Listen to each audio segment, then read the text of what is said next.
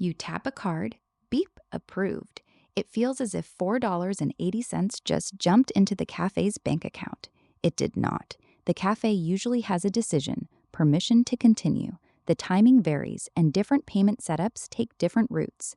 We will follow one typical online contactless payment, then return to what approved really means. That beep hides separate roles: your card, the terminal, the merchant's payment provider, the acquirer on the merchant side, the card network, and the issuer responsible for your account. Some companies combine these jobs. Keeping the roles separate gives us a useful map. The merchant side asks, and the issuing side answers. The first exchange is local. A passive plastic card has no battery. The terminal creates a changing electromagnetic field. The card's antenna captures a tiny amount of that energy, and the chip wakes up. Over the same short-range link, the terminal and card agree on how to communicate. The terminal describes the amount and transaction context. The card returns payment data and transaction-specific authentication data.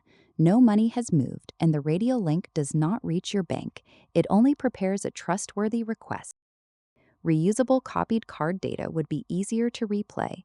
Instead, the chip calculates a transaction-specific cryptogram, authentication data tied to this exchange. It uses transaction details and secrets that stay protected inside the chip. The secret itself is not transmitted. Later, the issuing side can check whether the cryptogram fits the transaction it received. Think of it as a one-time seal on the request, not a password and not an approval. It helps prove that a genuine payment application participated in this transaction. Now the terminal builds an authorization request.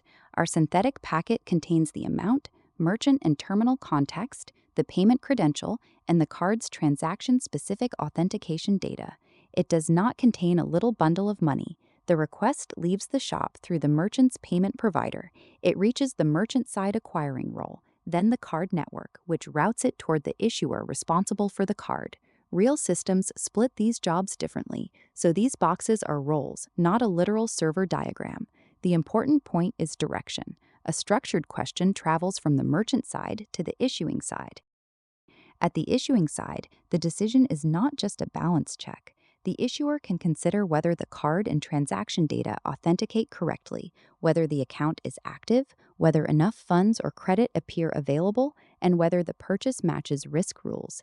It may also consider limits, location, merchant type, and recent activity.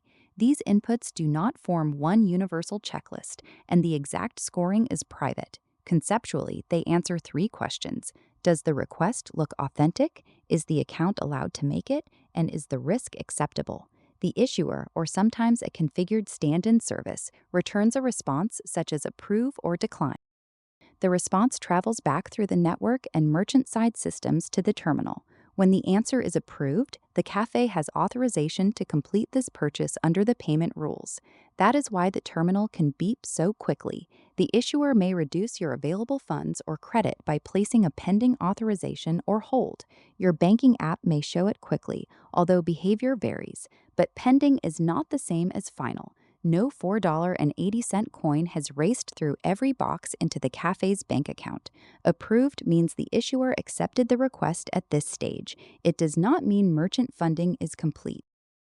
The later timeline begins when the merchant submits the completed transaction, often automatically.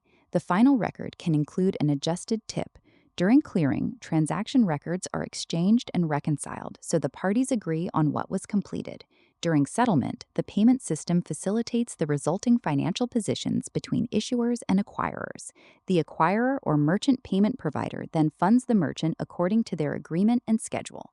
This is an illustrative timeline, not a universal clock. Batching, weekends, local rules, reversals, tips, and the merchant's provider can all change the timing. The durable distinction is that authorization answers now, while clearing, settlement, and merchant funding happen later. Our route is common, not universal. Some transactions can use offline-capable decisions. Transit and other systems may accept a tap first and submit details later. If the issuer is temporarily unreachable, a network may provide a configured stand-in decision. And some payments use different message flows instead of a separate authorization and later capture. These exceptions change the route, but they do not turn the tap itself into an instant transfer of money. A phone can enter the same payment journey with a different credential. Many mobile wallets use an EMV payment token, a replacement value constrained to a device or use context rather than exposing the original card credential to the merchant. The phone can still create transaction-specific authentication data, and the network can route the request to the issuing relationship. Tokenization changes what is presented, not the need for authorization. So compress the entire tap into 3 layers. First, prove.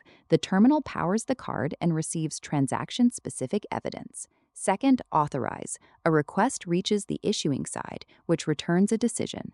Third, settle later. Completed transaction details are cleared, financial positions are settled, and the merchant is funded on its schedule. The beep belongs to the second layer. That is the hidden mechanism behind the apparent instant payment. Prove, authorize, settle later. Offscreen Works explains the systems hiding inside ordinary moments. Subscribe, and next time we will open another one.